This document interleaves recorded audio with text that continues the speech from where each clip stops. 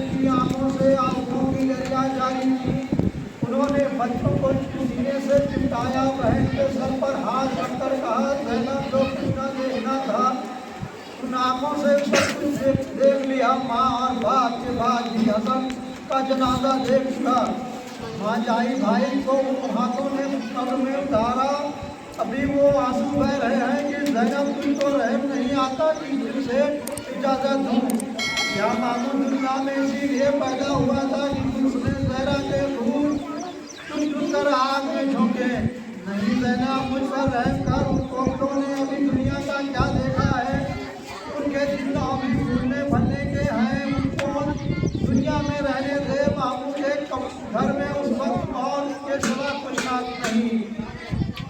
उनको हुक्म देकर खामोशी के साथ घर चले जाएं और दुनिया की बहारें देखें।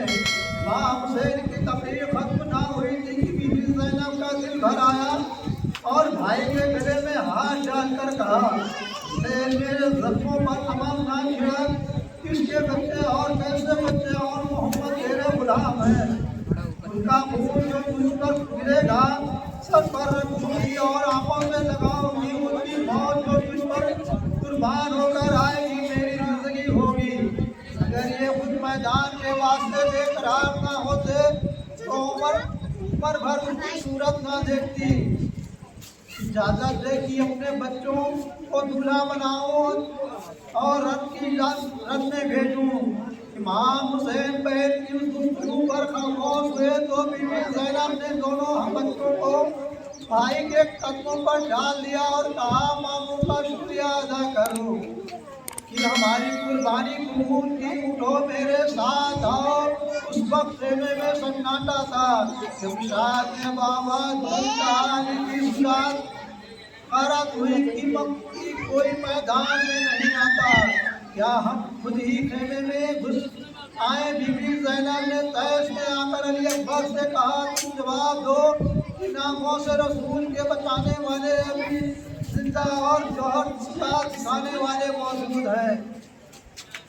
बच्चों के कपड़े अपने हाथ से बंधे, छोटे छोटे हथियार उनके जिस्म पर लगाए और कहा, मोहम्मद नसीब हूँ मैं माँ के तुम जैसे नेक बच्चे मेरे पेट से पैदा हुए। अगर देखो भूख प्यास में कोई हल्की जुबान से ना निकल जाए, आधा में किसी को ये ना मालूम हो कि तुम कौन हो। खबरदार खबरदार ज़ैनब का नाम जुबान पर ना आने पाए। सिर्फ इतना कहना कि हम हुसैन के गुलाम हैं, हमारी माँ बीबी फातिमा और शेर खुदा की लोनी है। उन शफ़क़तों का बदला हमारी माँ के पास यही था कि हमको ईमान पर निसार कर दिया। देखो मेरे ये अल्फाज याद रखना, शायद तुमको पता ना चले कि तुम ज़ैनब के बच्चे हो। अच्छा कलेजे के टुकड़े जाओ, सितारों नुसरत हो। मलक पीर ने दुनिया के सख्त से सख्त मसाइब पर कहे लगाए हैं, मगर आसमान और ज़मीन दोनों खामोश थे जिस वक्त ज़ैनब के बच्चों की सदाएं तकबीर से मैदान गूंज उठा। उन शायद ने सामने से आकर कहा, मैं तो समझ गया कि तुम ज़ैनब के बच्चे हो, मगर तुम्हारे बचपन पर ना मालूम क्यों रहम आ रहा है और तुम जो सुबह से अब तक भाग हुआ था।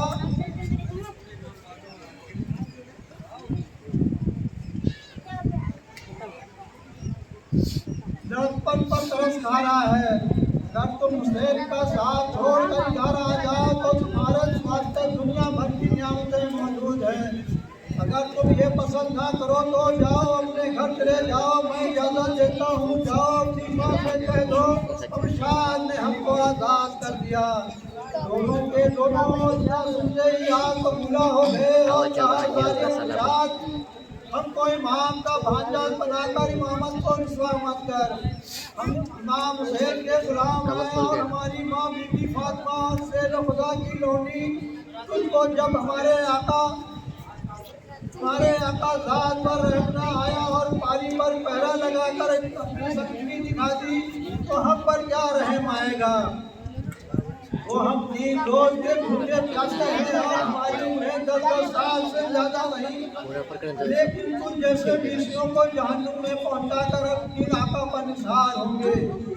ये कहकर सीधी तरफ से और उल्टी तरफ से मोहम्मद ने हमला किया। नन्ही तलवारें बिजली की तरह जिस्म पर चमकी खाकसा करती हुई हवा की तरह निकल गई। उस्ताद ने अपनी फौज से फरार किया। 3 दिन के भूखे प्यासे बच्चों को अब तक देख ना कर सके। तोड़कर हमला करो और दोनों का खात्मा कर दो। अब यमशाद की तदबीर खत्म ना हुई थी कि दोनों ही लश्कर में घुसकर यमशाद के सर पर पहुंचे और ने कहा कि हमने जो कहा था वो कर दिखाया मेरी, मगर तेरी जुल्मों का मजा चखाना अभी बाकी है। ये कहकर चाहते थे कि बाहर करें, मगर दोनों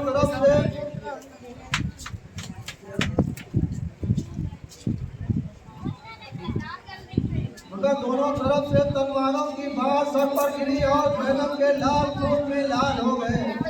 शाह ने चिल्लाकर कहा, बच्चों के तरीके और अदाए सब पर बता रही है कि अली के नवासे हैं, भूखे प्यासे हैं, खून में तर है, लेकिन चेहरे पर शिकन आसमान पर नहीं है। खुदा का शुक्र है कि उनका पाप कटा। हुसैन आओ, अपने बहादुर बच्चों की लाशें ले आओ और उनकी माँ से कह दो यमशाद ने उनको दूल्हा बना लिया। ज़ैनब और हुसैन दरवाजे पर और इमाम हुसैन खेमे से बाहर खड़े थे। यमशाद की आवाज़ जिस वक्त बीवी ज़ैनब के कान में पहुंची तो आसमान की तरफ हाथ उठाकर खुदा का शुक्र अदा किया। इमाम हुसैन पेट को देखने आए तो तयम्मुम कर रही थी। कहते थे लोग जाए, आँख से आंसू बह रहे थे। बहन को देखकर आगे बढ़े और कहा, ज़ैनब तेरे बच्चे हुए। ज़ैनब के ठंडे सांस के साथ से ये अल्फाज क्या हुए, मेरे वास्ते रोने का मुकाम नहीं, झूठा मुकाम है। पानी मयसर नहीं तयम्मुम कर रही हूँ कि जो शुक्रिया उस खुदा का अदा करूँ जिसने आज मुझे शुरू किया और मुझे ऐसे बच्चे दिए कि मेरे भाई पर निसार हो गए। इमाम हुसैन ने हजरत अब्बास से कहा, और बच्चों की लाशें उठा लाए। कोहराम मचा हुआ था। इमाम हुसैन बच्चों की लाशें लेने गए और ज़ैनब ने इस्तक़लाल से जो गाना अदा किया सबसे में गिरी और कहा, तू नुक्ता नवाज है, मुझे के दोनों बच्चे तेरे नाम पर तेरे रसूल की उम्मत के हाथ में दर्दी से कत्ल किए गए। मैंने उनको भूखा प्यासा तेरे घर से निकाला। उनकी लाशें आ रही है। सब्र की तौफीक से और पर ऐसा पत्थर रखने की जो गुजरी है उनका शुक्रिया उनसे बर्दाश्त करूँ। दुआ कर रही थी कि बीबी बच्चों की लाशें खेलने में आई। उन्हीं तो भाई ने कहा, ज़ैनब तेरा अरमान पूरा हुआ। तेरे बच्चे जिनकी शादी का तुझ अरमान का दूल्हा बनकर तेरे सामने आ रहे। तू ज़ैनब उन मामून के दिल पर क्या खुशी होगी। जिन बच्चों को पाल पोस कर इतना किया था उन्हीं से उनकी लाशें उठा ली। तेरे बच्चे नहीं पूरे थे कि अमशाद और उसका लश्कर कश कर रहा है। कुर्बान उस के जिसने कहा, हम हुसैन के भांजे नहीं कलेजे के टुकड़े थे। मामू हक मेहमान नवाजी अदा ना कर सका। तुमने ज़ैनब के दूध का ऐसा हक अदा कर दिया कि नाना जान की उम्र तुम्हारे नाम पर फिदा होगी।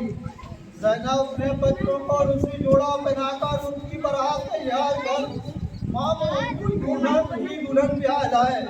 ज़ैनब का मौत बड़ी भाई की तकरीर सुन रही थी।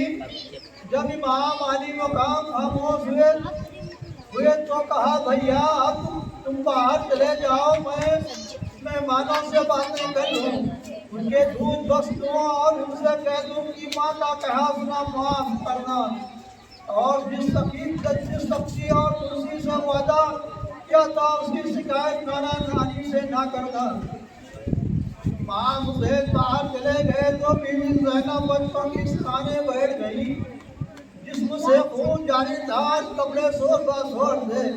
तो 4 लम्हा गौर से देखने के बाद एक चीख मारकर कहती हुई, लाल पर गिरी जिस सीने से दूध पिया आओ, एक दफा उससे निपट जाओ। पहले छोटे के मुंह पर हाथ फेर कर उसका खून अपने सीने से मला।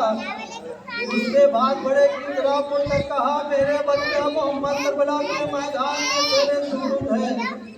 जब रात के वक्त होते मैं डरता था